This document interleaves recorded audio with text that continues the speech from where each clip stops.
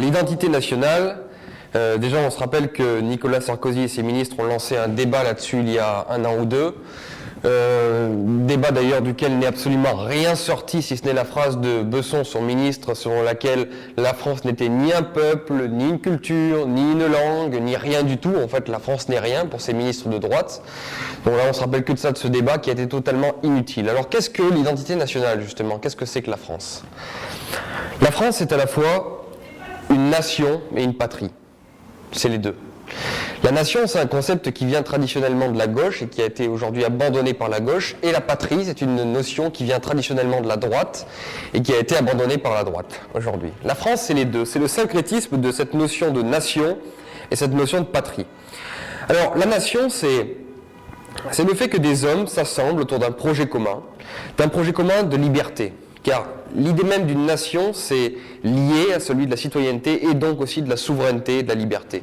Une nation, c'est faire en sorte que les hommes qui sont associés soient totalement libres sur le plan de l'extérieur, libres au niveau de la politique, libres au niveau de l'économie, libres à tout point de vue et aussi au niveau de la liberté intérieure. C'est ça l'essence même de la nation. Aujourd'hui, on le voit, il y a quasiment plus de liberté à l'intérieur même de la nation et quant à l'extérieur, la souveraineté est devenue nulle en France. On n'a plus aucune souveraineté. La France n'a plus la maîtrise de son économie. Elle est dirigée soit par les marchés, par le FMI, par l'euro, par Francfort, la banque centrale européenne. Donc elle n'a plus aucune souveraineté sur l'économie. Elle n'a plus aussi de souveraineté sur la politique, car on sait que près de 70% des lois qui sont appliquées en France aujourd'hui ne sont que des directives qui viennent directement de l'Union européenne.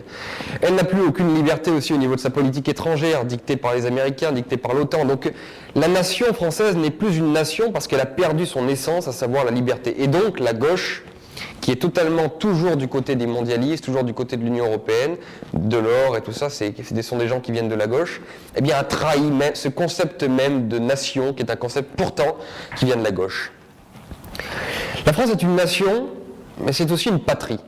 Et ça, c'est un concept qui est aujourd'hui, bien sûr, politiquement très incorrect, mais c'est pourtant la vérité.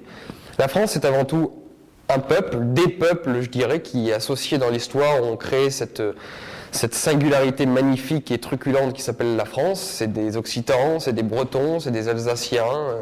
Et cette association de peuples, c'est cette culture profonde enracinée, cette langue magnifique, cet art de vivre à tous les niveaux, au niveau gastronomique, au niveau de la vie de tous les jours. Il y a quelque chose de très particulier qui s'appelle la France et qui est son âme chérie, qui est son âme intérieure, qui est vraiment son essence même.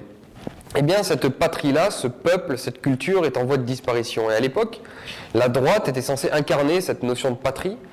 Et aujourd'hui, la droite a trahi, puisque c'est elle qui fait venir encore plus d'immigration que la gauche, c'est elle qui accepte l'américanisation totale de notre société, donc la défrancisation. Et donc la patrie française, la terre, la culture, le sang, tout ça est en train de complètement disparaître. Et donc on voit bien que la droite comme la gauche a abandonné la nation, eh bien la gauche a abandonné la patrie. Et aujourd'hui, finalement, Marine est la seule qui incarne à la fois la nation et à la fois la patrie. Elle incarne la nation parce qu'elle veut rendre à la France toute sa souveraineté, toute sa liberté sur le plan extérieur, au niveau de son économie, de sa politique. Et elle incarne aussi la patrie car elle veut défendre son peuple, elle veut défendre sa culture, elle veut défendre l'essence même d'un pays qui a maintenant 1500 ans d'histoire. Donc Marine est à la jonction aujourd'hui de deux notions dont l'une vient de la gauche, l'autre de la droite, qui ont été abandonnés par ces deux courants, et aujourd'hui ils sont tous les deux réunis dans Marine, dans ce qu'elle incarne, dans son projet pour la France.